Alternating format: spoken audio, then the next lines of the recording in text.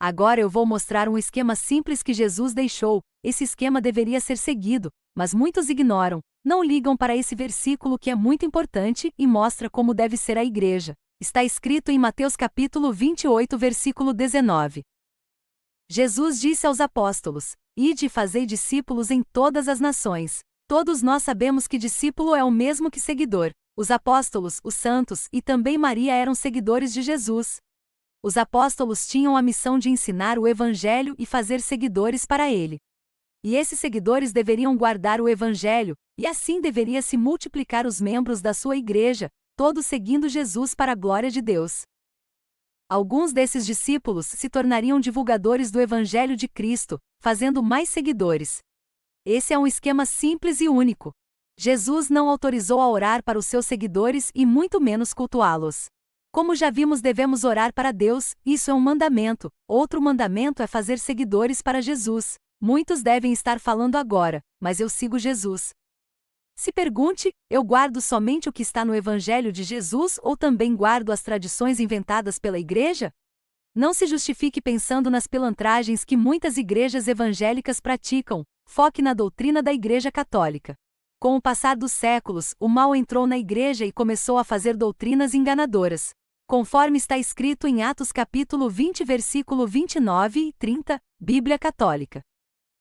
Sei que depois da minha partida se introduzirão entre vós lobos cruéis, que não pouparão o rebanho. Mesmo dentre vós surgirão homens que hão de proferir doutrinas perversas, com o intento de arrebatarem após si os discípulos.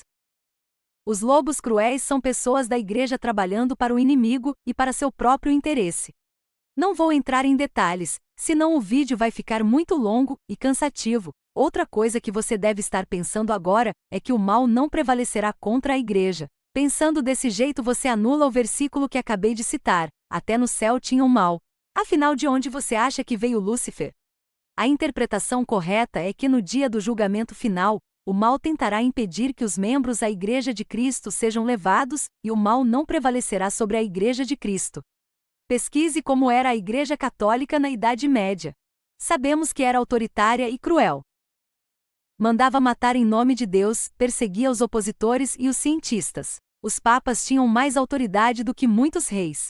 Um exemplo de perseguição foi imposto ao cientista Galileu Galilei, que foi obrigado a falar que suas teorias eram mentiras e, mesmo assim, ele foi condenado à prisão perpétua domiciliar. Hoje sabemos que ele estava certo. Em 2004, o Papa João Paulo II pediu desculpas por essas perseguições e mortes.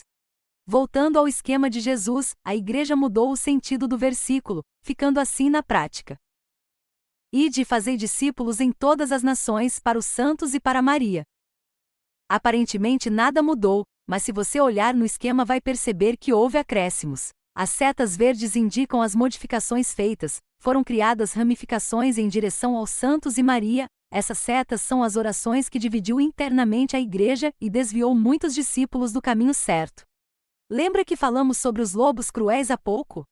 A igreja da Idade Média queria o poder e distorceu, o versículo 15 escrito por Tiago. A igreja diz que é a detentora da verdade e sustentáculo da fé, mas como pode ser detentora da verdade e sustentáculo da fé, se não seguia o evangelho de Jesus? Os papas e bispos mandavam prender, torturar e matar os supostos inimigos da igreja. Não considere isso como provocação ou ataque à igreja, mas infelizmente são fatos reais, e você deve saber, para não cair nas armadilhas do inimigo que está até hoje agindo dentro e fora da igreja.